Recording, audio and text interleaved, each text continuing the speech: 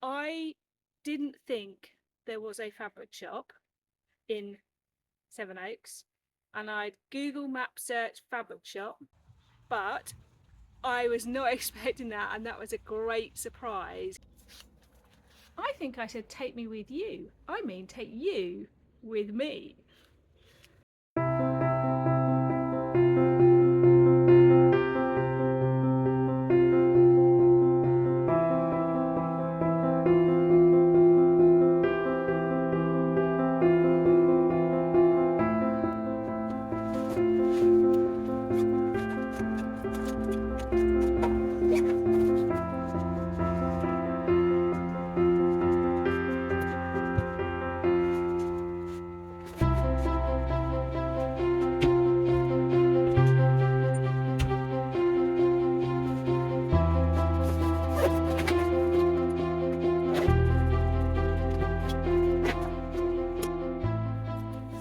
Right everyone, it's time to go.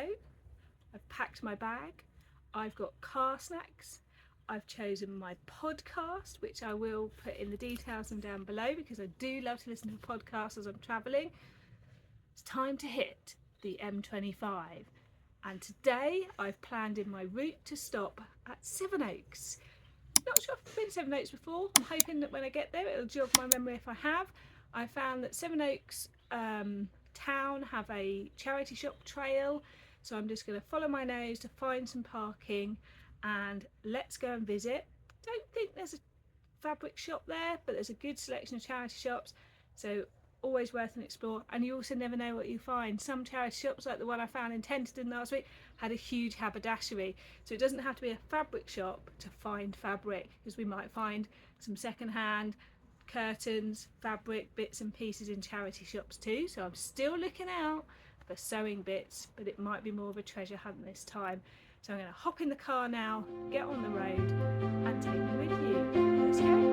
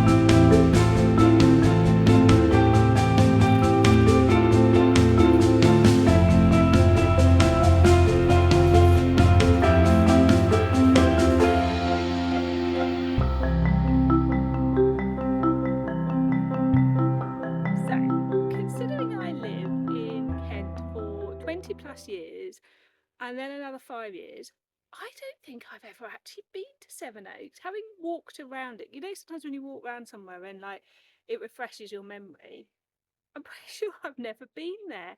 So I am going to include a map while I'm talking here, because actually there's a perfect route round if you park in the Marks and Spencer's car park.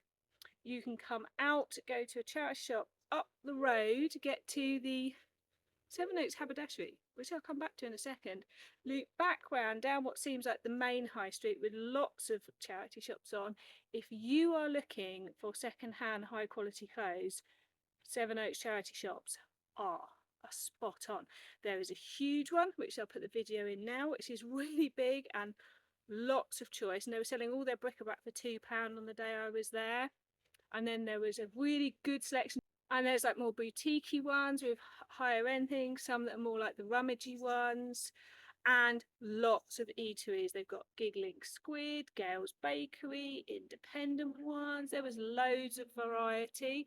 So it's definitely a place that even if you go there on a way somewhere, spent an hour or two, you could definitely have a nice like cake and cup of tea or lunch or something and then go on somewhere else. And you could definitely go Sevenoaks, Tenterden as part of the same trip. I didn't think there was a fabric shop in Sevenoaks, and I'd Google map search fabric shop, but while I was having a little tea and toasted sandwich in Marks and Spencer, which is again, it was easy, I didn't have to search, it wasn't busy, I decided in Google Maps just to change the word to haberdashery, and I found there was a haberdashery. There was a few pictures but not much, so I could see it was on the walk round, so I went in the charity shop, then walked onto it. Breaking news, I don't know why it's not listed as a fabric shop. Oh my goodness, I met the owner. She runs classes, she runs another business. I'm going to put it all up here for you while I'm talking. Sevenoaks Haberdashery, again, it's not just haberdashery, but can we take a minute for the haberdashery choices? Huge selection of buttons, huge selection of ribbons, braid, thread, interfacing, wool, patterns, quilting cotton, gauze, chambray, viscose. It was a gold mine. Now, I was not expecting that, and that was a great surprise considering when I went to Tenton I knew it was a fabric shop. I didn't know how good it would be. Sevenoaks, I was just thinking, because that Sevenoaks town have done like a charity shop trail, so I was just going to do that, and then just stumbled upon this haberdashery, and it looks tiny from the outside, but it is packed to the rafters, but really well organised. Owner was lovely, and I would say if you're going anywhere on a journey that includes either the southeast of England or the M25, factor it in because it is worth it. And it's only 20 minutes off the M25 M26 corridor bit, and it's a nice drive and it's a nice town, and you could easily just take it as like a lunch break rather than going to the services, particularly not going to Clackett Lane services. Way better, just go 20 minutes out your way to this. So I'm pretty sure you'd like to see what I got, so let's have it. I was pretty restrained, having been to Tenterden in the same month. I needed to think about my purse, but also they had a lovely choice, but still trying to fit with my values of intentional shopping. So let's start with the practicalities. They had the really big, in a good variety of colours, the moon coats, big ones, and I think Mandy of Make It So talks about these. £6.50, and I think it is 10,000 metres, I think. Here we go, 5,000 yards. That in white. I nearly got a black one too, but I was just thinking about what do I use the most. So that I felt was a good value. I picked up a very practical thread because I've used up all my blues and greens. And then lots of you have told me I should try woven interfacing, and I'm not keen to buy it online because I want to feel it. Well, the lovely lady in the shop helped me choose, and this is really lovely woven interfacing, so I got a metre of that to try, because if you're an existing viewer you'll know my opinion on interfacing, which is it's a no generally, so I'm going to give that a try. So thank you everyone for your recommendation. And then I got one fabric. I thought that was pretty restrained, but I got one. It's gorgeous. It is, I think it might be like a dobby. So it's white, and then it's got these blue dots to it, and on the back it's like that, so it's woven in, it's not printed. And I felt that would make a really lovely roamy lantern sleeve. So I've got 1.5 meters. It feels really cool, and I just thought that with lots of different trousers and skirts would just be a lovely top.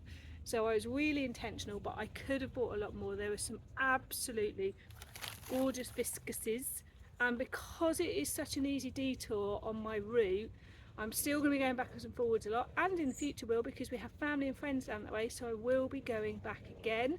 But factor it in, it was not hugely noticeable, it was not on a busy bit of a street, you could miss that street, but it is worth it, really worth it. Sorry, Sevenoaks in general, I would say if I was picking a nice town to wander around, I would pick Tenterden, but way more eateries choices and way more charity shop choices in Sevenoaks. And so it really depends on what you want, but they're not a huge distance apart, so you could definitely do them both on a day trip or part of like a bigger visit. And as I say, really close to the M25, which makes life a lot easier, and close to other nice places with lovely pubs and eateries as well. Tenterden obviously is much further down in Kent. For my international viewers, Kent is a county. The United Kingdom is split up into obviously England, Scotland, Wales and Northern Ireland, but Wales, Scotland and England, I'm not sure about Northern Ireland, probably as well, are split up into counties. So you in the US have states, we have counties, they're way smaller than your states. So Kent is a county, it's the bottom right hand corner of the UK, and it's in the southeast of England. It's where the ports are to get to France and everything, the main ports. It is known as the Garden of England. During Tudor medieval periods, where a huge amount of the fruit and hops, we'll put a picture of an oat house in here, where hops are grown that's made into beer and all that sort of thing. And my dad, when he was growing up during the summer holidays, used to go hop picking with his parents, who that's what was one of their seasonal jobs. And it's very specific to the county of Kent in England. So little extra bit of info for you this week. I'm hoping that you're still enjoying my threading my way through Kent, and that there will be another one coming soon, and I'm hoping to have a guest in another episode, so that will be really nice.